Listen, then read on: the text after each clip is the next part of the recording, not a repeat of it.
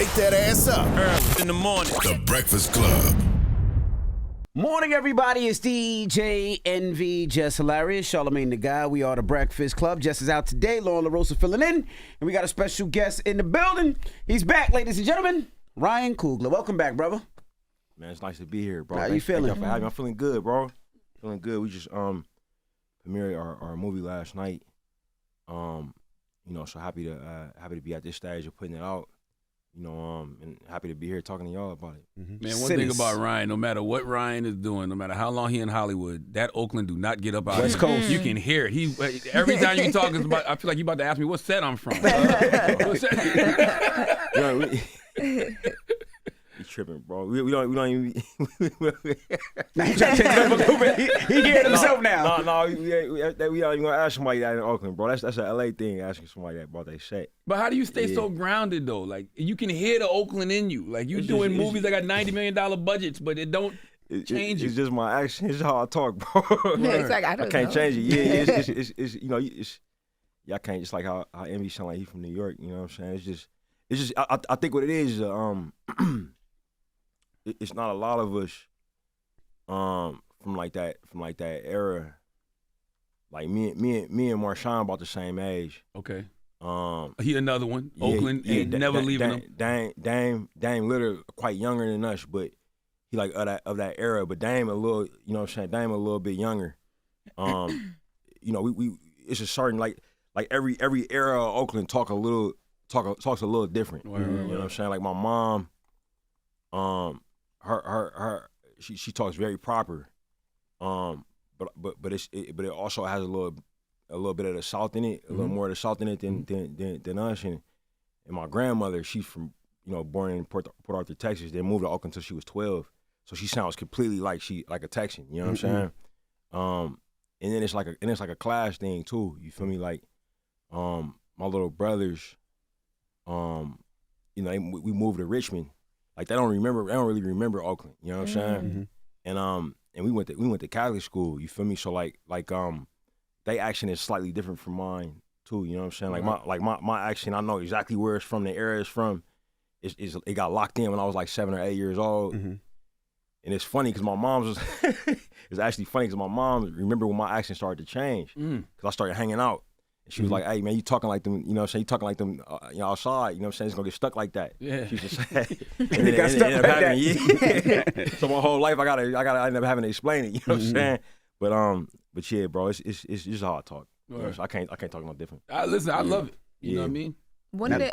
Go ahead. I was gonna say you mentioned Sinners yesterday. That the preview was yesterday, the premiere, I should say. So explain to people what Sinners is about. I'm sure they've seen the commercial, they've seen the trailers, but what is Sinners about? Yeah, man. It's like the plot or the plot. The plot. It's about two twin brothers, who come home to their hometown in Clarksville, Mississippi, after about 7 years in Chicago, and they kind of, they basically gangsters, you know what I mean, mm-hmm. and very notorious, and they come home and pick up their little cousin who's this blues prodigy. And they got plans of opening up a juke joint, mm-hmm. Which is like a black nightclub at that time. Mm-hmm. So it's a 24-hour movie. They gather up all their friends from their past who to start this business, and then a vampire ends up showing up, and things go a little left. How difficult was it directing one actor for two different roles? Because Michael B. Jordan plays the twin brother. I mean, it was, man, it was. Yeah, I guess I wouldn't want to talk about it like in terms of degree of difficulty, right? But it was definitely complicated. You know what I'm saying? Like but I got a great team, bro. I got great producers, a fantastic visual effects department. And we just came up with a plan on how to do it. I actually talked to a few filmmakers who had done things like it. I was in conversation with Chris Nolan, who's a mentor of mine. And he did a similar thing. He actually did a couple movies that had like kind of twinning elements. Mm-hmm. He did a movie called The Prestige. Spoiler alert! It's a twin element in that. And then he also did a movie called Tenet that came out right at the start of the pandemic with John David Washington.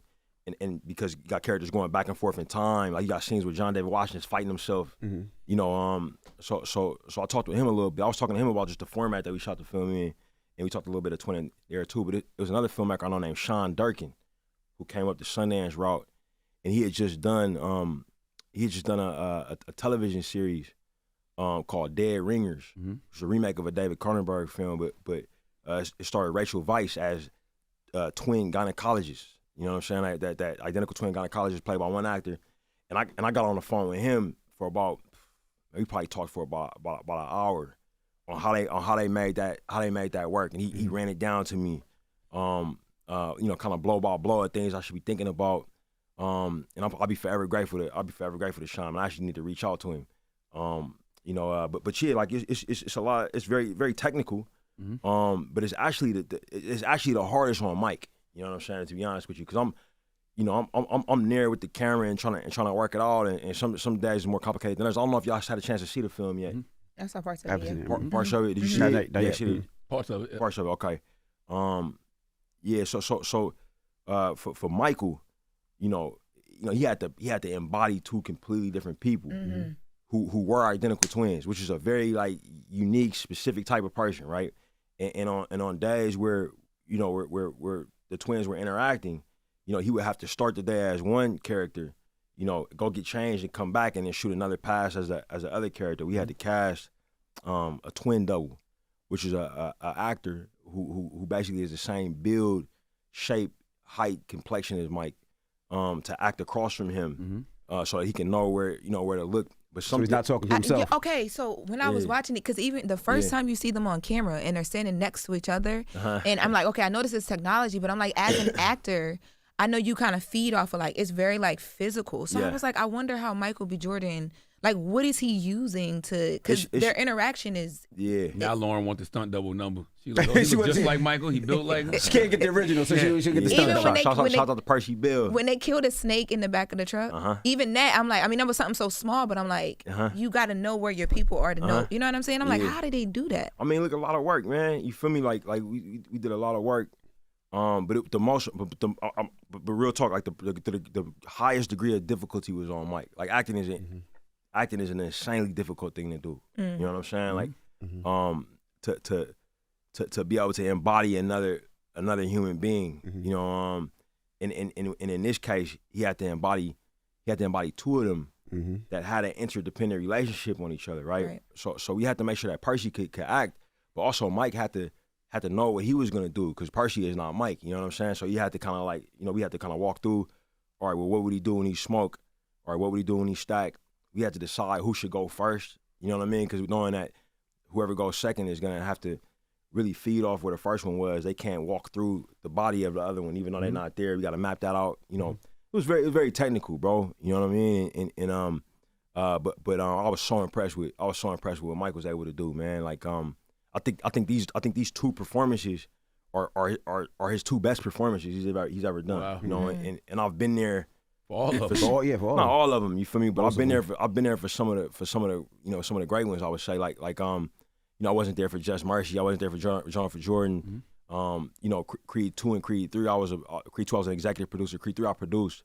But as far as like what I'm directing, right there, standing next to the camera watching him, you know, man, like straight up, like, you know, y'all haven't seen the movie, but it's two brothers, and these dudes is gangsters, straight up. You know what I'm saying? Like old school gangsters, like the gangsters we came up under. You know what I mean? And World War I veterans, and you know, and one brother is far more gangster than the other one. Hot head. You know what I mean? Actually. It's funny because it was complicated because he's actually kind of cool. Yeah. You know, like in constantly more cunning than anything. You got that funny story about Nelly, bro. You know what I'm saying? When you said Nelly calmly told you, like, I got a contingency for it. Everybody be like, yo, who's the person that came to the show that made you feel like they would really fuck you up? I'm like, Nelly. Yeah. And they like, Nelly. Everybody be like, Nelly. Yeah. It's because he had such a calm demeanor about him. So where I'm from, bro, you know, you had the guys that was rah-rah and high. They didn't last long. You know what I mean? They got killed early, went to jail early. That's right. The dudes that last the longest is the dudes that'll sit right there and you don't even know they just decided they're gonna have you whacked. But that's you know what I'm saying? That's most like, gangsters. The real scary ones, even in New York, were the ones that didn't say much, real quiet, real calm. Those are the ones you had to be scared about. So that's Smoke in the movie, and I'll never forget, bro. Like day 0 when we were shooting, he came to set as Smoke, and Ruth Carter, who's a legendary costumer, of course, she came up to me and I could tell she was like a little bit flustered. You know what I'm saying? She was like, "Hey, I got these. She's like, I got this jewelry. I got different. Like kind of getting their costumes together." And she was saying like, you got to look at it and tell me what you want him to have. I put both things on him. And she kind of was like, I could tell she kind of had a, So Mike walked up, and I've been knowing Mike a long time, bro. You know what I mean? Like we homies. You feel me? And it's some of all this energy just making my blood run cold. You know what I mean? And so I asked him the question that she wanted. It was like something about a bracelet, if he wanted a bracelet or something or not. And I said, "Hey, bro, do you want the bracelet on this arm for Smoke or this arm?" And he said, "I'm indifferent." But he said it in like this deep Southern accent, you know what I'm saying? And I looked at him and I was like, "Oh shit!" In character. He completely like he's completely somebody else. You know what I'm saying? And he had like a 1,000-yard stare. You feel me? And I was like, "Oh man, we gotta get to work." I put him right in the car and started shooting. I don't even know if I took the bracelet off or not. You know what I mean? Yeah. How do you Well, 2 questions. Was that always the original plan for Michael to play both those characters? Absolutely. Okay, so I guess you can't get in his mind, but how do you as a director prepare him to do 2 different roles? That's a great question, bro. So man, it's so deep to it, bro. But like, I don't know what neighborhood y'all from. You from Queens? Queens, yeah. Yeah, and then South Carolina. Yes, sir. Yeah. So was there any like hood twins in y'all when y'all grew up? It's always a set of hood twins. Okay. No, That's why. no hood twin. What? Yeah, no. No. But No, and okay. Where you from? I'm from Delaware. I'm from Wilmington, Delaware. Okay. Yeah, So but was it some? It was actually, God rest their soul. Because they still was getting into it. They just passed away this past summer. Yeah, together. Mm-hmm. Yeah, you knew something. We had I think one set of twins, but a lot of brothers, but one set of twins. Yeah, so you got brothers, right? You know what I'm saying? But then you got twins, like where I'm from, a lot of hoods got twins, and that would be referred to as the twins. And then when you see them, you can't tell them apart. So a lot of people just call them twins. Yeah. You know what I'm saying? I used to think it was just like a West Coast thing, but then I seen this film called The Craze, and it was white twins that was in, it was Cockney and doing their thing, and I realized it was a whole thing, but in Black culture, specifically West African culture, it's like a spiritual thing. They're like twin deities out of the Yoruba religion. You know what I'm saying? And the Yoruba people over-index in fraternal twins. So as African Americans, we're more likely to have twins than other people, right? Oh, great. But with identical twins, they scientifically don't even understand how it happens. You know what I'm saying? It's still a mystery of how that fertilized egg splits and why it does, right? And my mom's older sisters are identical twins. My auntie Merlin and my auntie Curlin.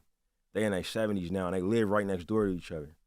One of them was my godmother. You know what I'm saying? And the other one I'm still super tight with, but they are completely identical. You know what I'm saying? But my whole life growing up, I could tell which one was which just by looking at how they hold their face. You know what I'm saying? And what their energy is like when they walk into a room, right? So it's something I've always been cognizant of, something I always thought about, and I always wanted to explore it. And with this movie, I wanted to hire some twin consultants for Mike to talk to. I got 2 homies named Noah and Logan Miller. Like white dudes, but they from the Bay Area, from not far from where Pac went to high school, right? And they real like salt to the earth dudes, street dudes, and they became filmmakers. You know what I'm saying? Like hustled the hard way, didn't go to film school, and none of that. And I hit them up, and they was down. They was like, yeah, we talked to them about it, and bro, it was mind blowing, man. They would write up these kind of journals, you know what I mean, for him to kind of look at and study, and they would kind of explain the mindset of an identical twin. And what I learned that was also fascinating was that when identical twins siblings pass, like they don't live long after. You know what I'm saying? Like it's one of those things where it's such a symbiotic relationship. You know what I'm saying? That that you start from in utero with this, you know what I'm saying, with this person, you know what I mean, and you go through the world being othered, you know what I'm saying. Like it was also talking about how people would oftentimes like play a game trying to tell them apart, you know, and like how dehumanizing that is for them, you know what I'm saying. It's something that they eventually get used to, but you know, like they work with Mike, it really helped me work with who these characters are, you know what I mean, and I got to know my friends better, bro. You know, I know I've been going for a while, but one funny thing I realized with them, and I've been knowing them for over a decade. Talk about knowing Logan. Yeah, I've been knowing them for over a decade, and I had them come over to my house in the Bay just to kind of work through some stuff before they sat down with Mike, and I'll never forget this. Like they came and sat down on my couch and they sit side by side. You know what I mean? They completely identical, right? You'll notice this about identical twins who roll around. A lot of times they'll be like touching each other. And I'm looking and I say, hey man, I noticed y'all like touching each other, y'all close enough to each other to touch. And they like, yeah. And I'm like, when y'all sit side by side like that, is that for me or is that for y'all? And they say, it's for you, right? I'm like, so y'all don't need to be next to each other? It's like, nah. They was like, but it freaks people out when we not. Wow. You know, and that, you know, cause you know, so it's like a thing like how you know in the old school when you shake hands, you show both hands. That's how they approach the world. And they say as soon as we have a problem with somebody, like if we feel under threat or something like it physical, the first thing they do is split up, so that you have to turn your head to see the other one. So then I was like, hey, have y'all ever had a one-on-one? And they said only with each other. Wow. So for their whole life, but they've been jumping people. You know what I'm saying? Like it was straight up like. I have a question. I have a question about the movie. Just hearing you say that, and I don't know if maybe I might be digging too deep, but tell me if this is a thing. The first time we see Michael B. Jordan in the role, they're side by side. Yeah. And then the first time we see one of the twins, I think it's Smoke, have an issue where with the men in the back of the truck, he by himself. Yeah.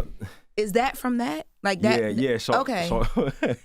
You be really doing this thing. What you mean? Like, because just hearing the back, like the inspiration. Attention to detail. Yes, like that conversation, because I have friends that are twins too, and I never thought about that. Well, yeah, so that's the other thing we learned about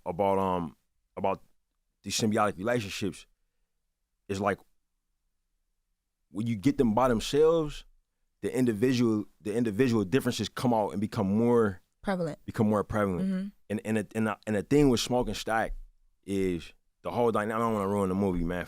Comes out April 18th. But the dynamic between them is inherently more violent and more practical.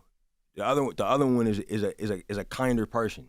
You know what I'm saying? So, the situation she's talking about, Smoke's by himself and catches somebody trying to steal from him. You know what I'm saying? And Stack's not there to be like, hey, let him ride. You know what I'm saying? So, but Stack also needs, needs Smoke because he's too lax. You know what I mean? And too calm. So you see that, you see the issues that arise with that when they split up for about 20-25 minutes of the movie. What made you want to do this movie? Was it the complexity of what you're talking about, or was it what caught you with this movie? There's some family ties, right? Yeah, absolutely. So I can talk about all of it here. It's the best place to talk about, man. Mm-hmm. Thank y'all for inviting me, because y'all get all of this. So look, I had an uncle named Uncle James Edmondson. Mm-hmm. And he was born and raised in Mississippi, but then fled to Oakland when he was like in his 20s. That's where I was born. And we probably like the second wave of the Great Migration, right? And he was basically like the oldest member of my family for oldest male member of my family for a long time. Mm-hmm. And when my parents couldn't afford to buy a house in Oakland, we ended up moving to Richmond, which is is essentially like Newark would be here in New York, right? Mm-hmm. If Oakland was Brooklyn. And shortly after we moved, my Uncle James and his family moved. They was like down the block from me, So I would go spend time with him. When I wanted to get out the house, I could walk to his house. Mm-hmm. And all he would do when he was off from work is he would listen to he would either watch a San Francisco Giants game on TV, or he would listen to it on the radio if it wasn't televised. He'd drink Old Taylor whiskey and play blues records on vinyl. Mm-hmm. You know what I'm saying? And I came to associate that music with him. I didn't think about the the music. You know, for me it was you know what I'm saying, it was rap and R&B, right? But in 2015, he ended up passing away, and he got sick while I was making Creed. So I was in Philly for most of the time while he was sick. Then I had to go to LA, you know what I'm saying, and do post-production. And I got the call that he died while I was like, I don't know, like picture locking or something. And I felt like shit, bro. Can I cuss on this? Yeah, of course. Yeah, I felt like shit, bro. I remember being in the hallway with my wife who produced this movie, Sinners, and just feeling like, bro, what the fuck am I doing, man? I'm not at home with my, you know what I'm saying? I'm like in a hallway in the middle of LA in some dirty production facility, you know what I'm saying? And I made it home for the funeral, but I never reckoned with that feeling of not being there with somebody who was so important to me. And so I would find myself when I was thinking about him playing like all blues records. You feel me? Like and when I would listen to him, it was like if I closed my eyes, it was like he was there with me. You know what I'm saying? Like the power of music to be able to do that, right? And so you got that. Then there was another element to it. So I've been making films based on other things, basically my whole career, right? Like my first feature film was Fruitville Station. And that was based on a real thing that happened. You know what I'm saying? Where I'm from, Grant. Right? And it's only so many ways you tell that story, and I was trying to tell it the way that had the most integrity for where I'm from and for his family and for who that young man was who was murdered by that police officer, bro, right? And then I was fortunate enough to make a movie in the Rocky universe, right? You know what I'm saying? A movie about Apollo Creed's son, and I got hired for the Black Panther movies. You know what I'm saying? You know, so these are all stuff based on other things. So I'm on Panther 2, and it's taking a long time. We had a lot of tragedy, a lot of misfortune. It's a lot of shit that wasn't just us, by the way. It was during the global pandemic. You know what I'm saying? And you know tragically lost our actor. Rest in peace. So I had to refigure that out. You know what I'm saying? And keep it together with everybody who was involved. Still want to make something. And our lead actress, lovely Letitia Wright, was injured on set. Had to shut down for that. Omicron shut us down, and you know, in Atlanta, it ended up being like a 4-year movie, bro. Wow. And I remember we was going through maybe the worst of it, man. And what would get me through, you know what I'm saying, while I was out there was listening to some of my favorite artists, bro. And I was listening to a lot of Nip, rest in peace. I was listening to a lot of Dolph, right? Rest in peace. Lord, so look, but when I was listening to Dolph, bro, it wasn't rest in peace yet, bro. Ooh. It wasn't rest in peace yet. And I'll never forget, bro. I think it was November 17th, 2021. I'm in Byron, Georgia, bro. And I see my first cotton field, bro, I've ever seen in my life. Wow. We riding, and I saw it. And I told the driver, "Hey man, pull over." You know what I'm saying? Bounced out. I had never seen one before. You know what I mean? Driver white? Nah, hell no. I'm just making sure, because he probably was like, "Yes, finally." I'm trying to get them back here. Nah, hell nah, bro. What was our driver name, baby? Craig. Yeah. Shouts out to Craig, man. Black man from Craig from New York. Yeah, Craig from New York. Okay. Yeah, black man from New York. But we was in, you know, he working out in Atlanta, right? Like that's where everybody was making their movies then. But I'm in Byron, I bounce out, bro. And I literally like went into the field just to see it, bro. I was having like a crazy ass, you know what I'm saying, moment, like what that felt like.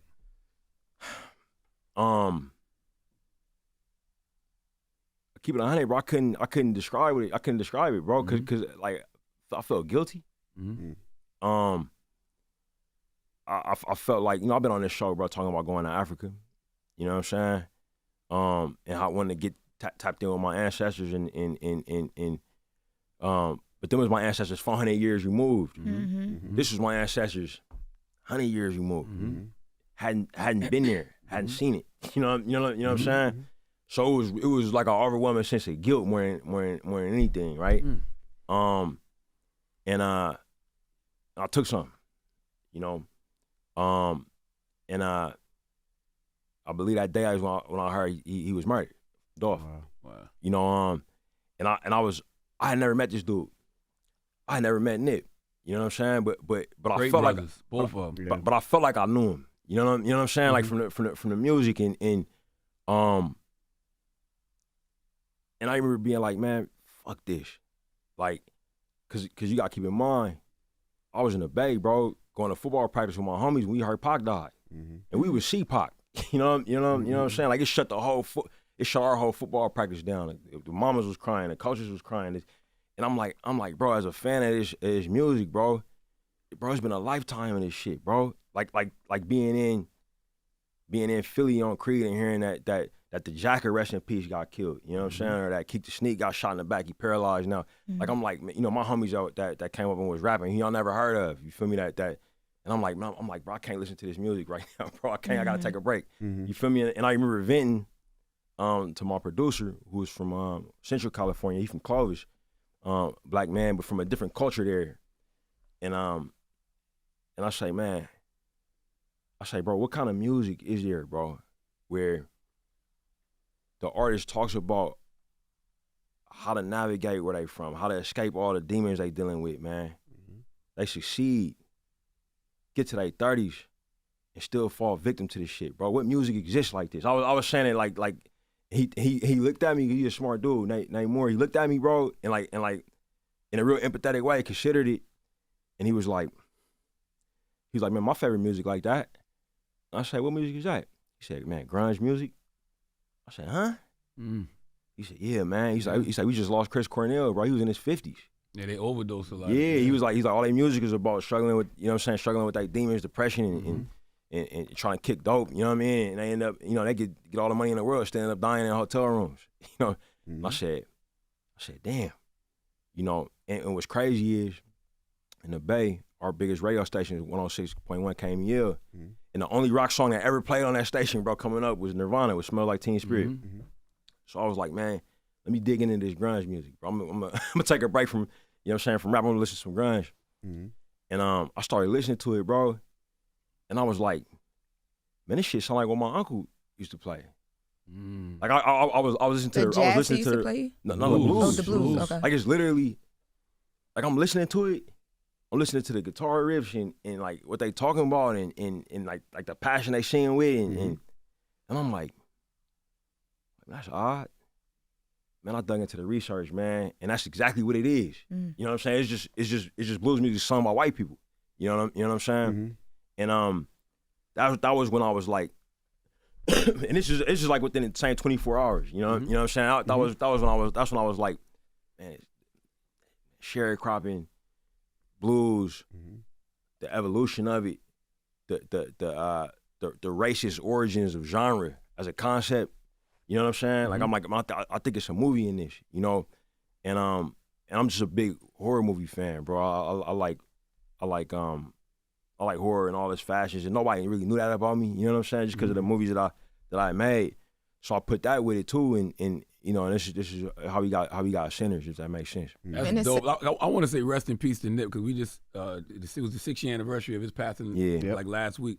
And I also want to say rest in peace to Dolph. There's something going on with Dolph energetically. I don't know what it is, because I've been listening to Young Dolph a lot in the past 48 hours. And I've been saying, damn, I miss Dolph. And I've been telling my wife and my cousin, who's my trainer, I'm like, y'all want some new Dolph music. And I don't know why I've been saying that the last 48 hours. I can show you my playlist. I'll show you mine. And how much Dolph I've been listening to the last 48 hours. So he got me through. Yeah, rest in peace to Dolph. Look, bro, like Nip, I just talked to Black Sham the other day. But Nip, rest in peace, bro. Me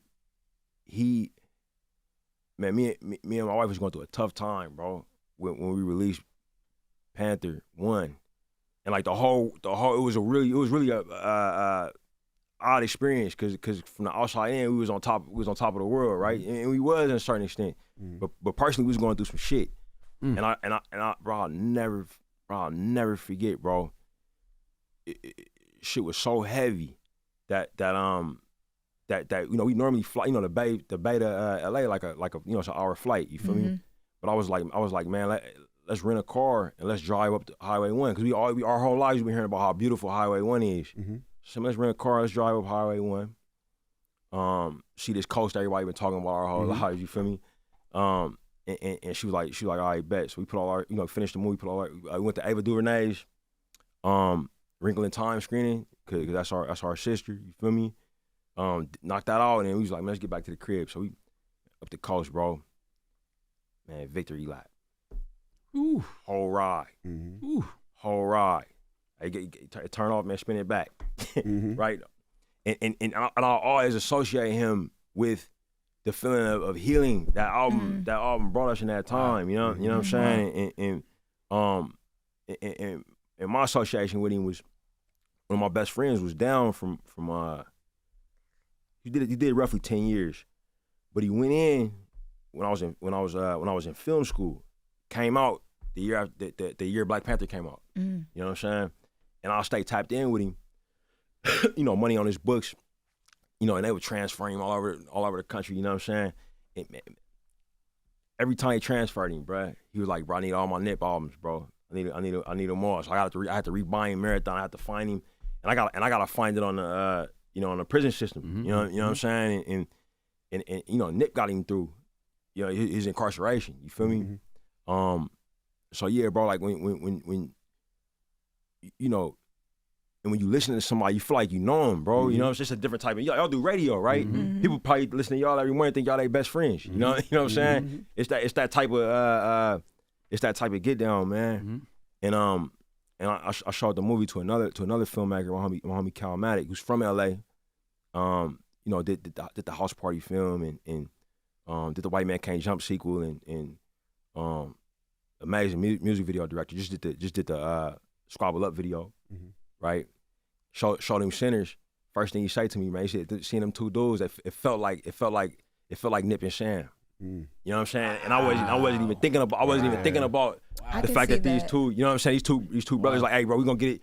You know what I'm saying? Like when he said that to me, bro, that shit hit me on a different, on a different level. Because I was like, okay, yeah, I'm okay. Maybe my cinematic language is getting to where it need to be because I'm putting things in there I'm feeling that I'm maybe not even thinking about. You know what I'm saying? And that's crazy because when they talk about Sinners, they talk about how you're genre blending, right? They call 100%. It horror, drama, and everything else. But you got to put hip hop in there too. Oh, it's all over there. When you see the movie, I feel like even in the way that the Smoke and his brother's name, Smoke and his brother Smoke and Stack, even the way that they like maneuver and the way that they move, like even it's small stuff in there. And I'm hearing you say that it wasn't even purposely, I guess, but even the way he pulls out his gun and stuff like that, it's like it's so much to it. And when I was watching the parts that I did see of it, I was just sitting here thinking like, wow, like I wonder how many times you sit and watch it and you catch something different every single time because it's like layered, and I think some of it is not on purpose. Like, does that happen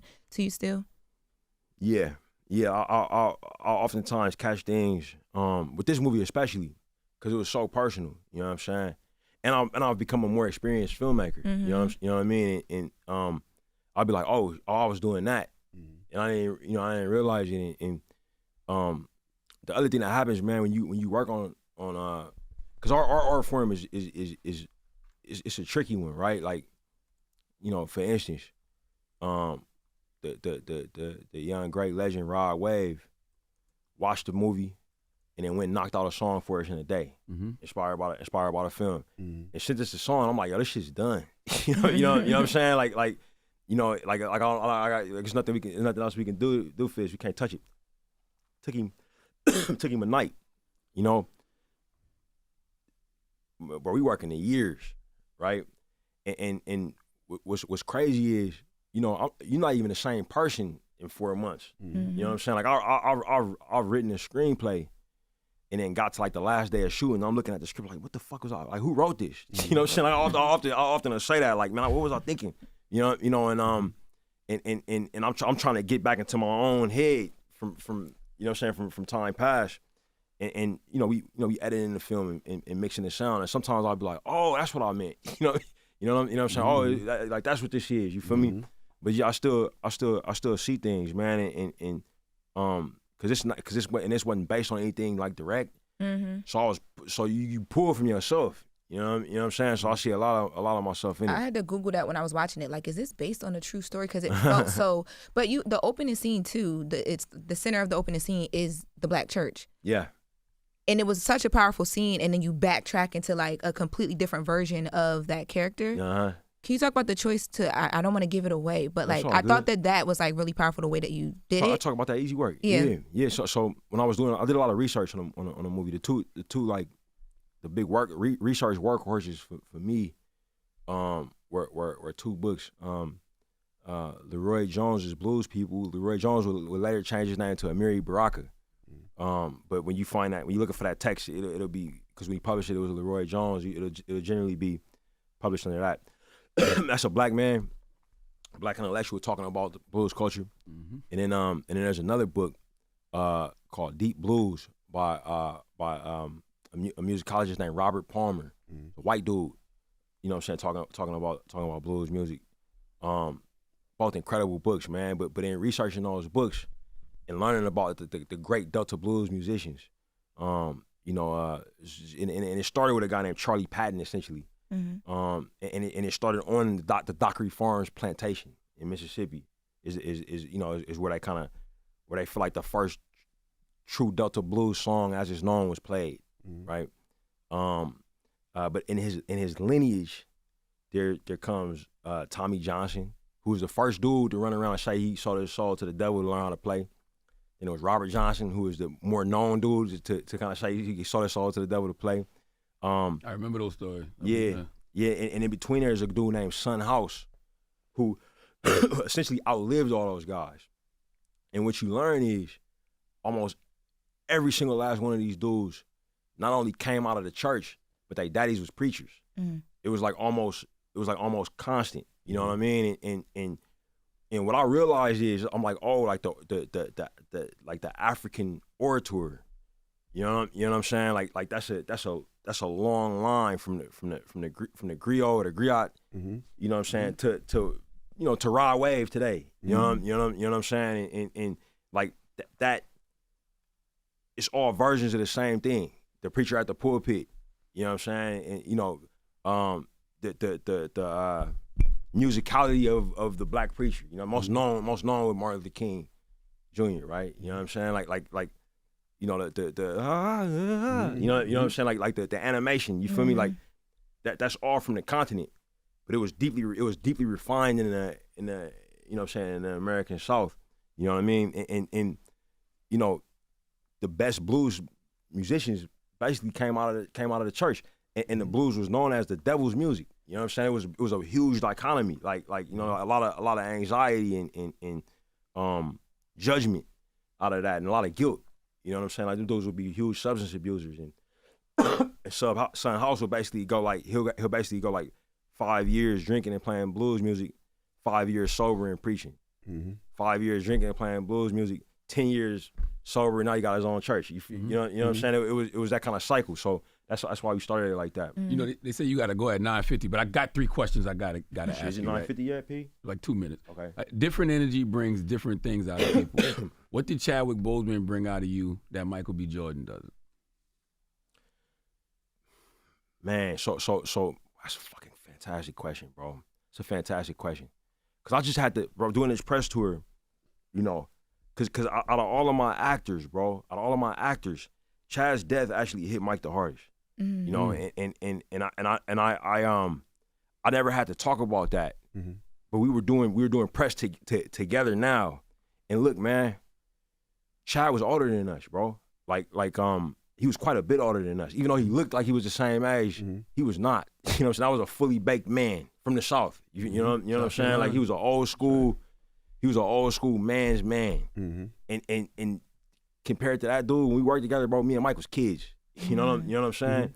And what Chad taught me, bro, I mean, he changed my life, bro. You know what I'm saying? But he was the kind of teacher who you never knew you was getting a lesson when he taught. You know what I'm saying? It was all by example. You know what I'm saying? And what he gave me and Michael was patience. You know, he moved at an old school pace, and he he took his time. He was always early. You know what I'm saying? He was that type of dude, bro. Mm-hmm. You know what I'm saying? And I think that, you know, I don't think Mike would be it. Look, man, I told him like, and Mike will tell you this. I told him, man, I said, hey, bro, what would Chad do? You know what I'm saying? In this role, if he had this role, what would he do? You know, because Chad never broke accent. You know what I'm saying? He was talking in an African accent, bro. You putting me for dinner at 9 o'clock. I remember the Disney executives came to see us on Panther like week 2, and he pulled up, and it was T'Challa's accent. Like, man, what's going on? They was freaked out, and I was like, man, don't be freaked out. He working, man. That's how he don't turn it off till we rap. You know what I'm saying? And no shame or embarrassment in that, but that's how he was. That's how he was moving. You know what I'm saying? And for Mike to see that up close, to have to do scenes across from that, and then for me to be able to say that to him. You know what I'm saying? Like he's transitioned to become an ancestor and say, hey, bro, what would the big homie do? You know what I'm saying? Like, boom, locked in. You know what I'm saying? And look, bro, like the difference is, man. Look, man, there won't never be another Chad, bro. You feel me? Like, wow. So that's the difference. It's like asking somebody, hey, bro, what was it like to suit up across from Mike Jordan? You know what I'm saying? Like, you know, like you know, it made you a better hooper, I bet. You know what I'm saying? Like in you know, and that's what it was. You know what I mean? And we got another one. You know they gotta go. Yeah. Do you hey, I don't know where I want to go. Do you gotta come back, right? There's so much we gotta discuss with you all day. It's so much. I know you don't get to as long as y'all have me, bro. I just want something to sell, man. I want to tell people go see the movie in theaters, bro. You know what I'm saying? Yeah, Sinners. I guess I'll stay on Chadwick just a little bit because I recently saw a video where Denzel was speaking about his first time seeing Black Panther. Yeah, and he said it made him feel like he could pass the torch because of you, because of Mike. It was so much deeper than that. It was so much deeper than Denzel I ever say because he's humble. Look, man. Chadwick was at Howard University, bro, and he was maybe the fucking most brilliant actor to ever come through there, bro. And Felicia Rashad knew it. He was there to be a filmmaker. And Felicia Rashad wanted to send him to England, where they really do it. It'd be the equivalent of a hooper in it's Victor Wembanyama, right? You in Paris, bro. We finna send you to go hoop with LeBron. We finna send you to the States. You know what I'm saying? And go really 82 game season against where basketball is life. You know what I'm saying? In the UK, acting is life. You know what I'm saying? Like that's where it's at, right? Felicia was like, I want to get you to Oxford. I want to get you on stage in London. Chad from Anderson, South Carolina, right? Felicia like, man, don't worry, I'm gonna find somebody to take care of you. Goes to Denzel. Denzel says,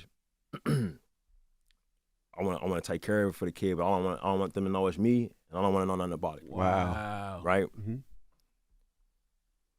Felicia said, hey, we got a donor for you. Sends him out to Oxford. He goes and shuts the shit down. Comes back Chadwick Boseman, right? You know what I'm saying? Later on in his career, Felicia puts him to the side and said, hey, man, that was Denzel that paid for that. Wow. Chadwick sees Denzel in passion for years and years and years and years and years. It's the patience I'm talking about. Knew it wasn't time to tell him yet, right?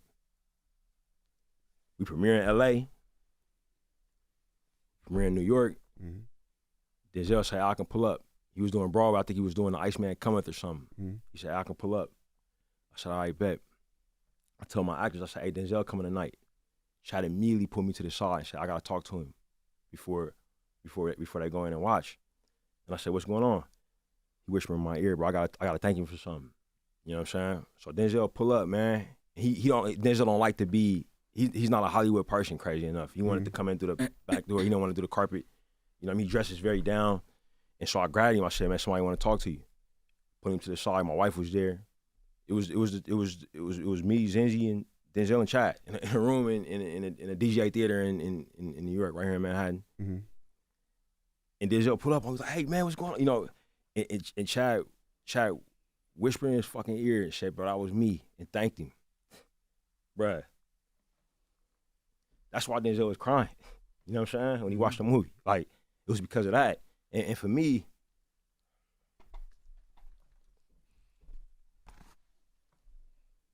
I don't think it's gonna drop. I think I got it. You got it? Look, I grabbed one too. I felt it. I'm not going to. I ain't gonna front. That's a real story. So that's the look, man. Do you know how many actors, bro, as soon as they would have got on, they would have went on a show and said, yeah, man, Denzel paid for me to go to Oxford. Mm-hmm. Do you know how many articles they would have got out of that? Yeah. Mm-hmm. Mm-hmm. 42 press run. I'm Jackie Robinson. Oh yeah, man. By the way, Denzel paid for me to. Nah, I told him to his. That's real. That's why it's almost impossible for you to even think about recasting a child. Yeah, right? no. No, it's not.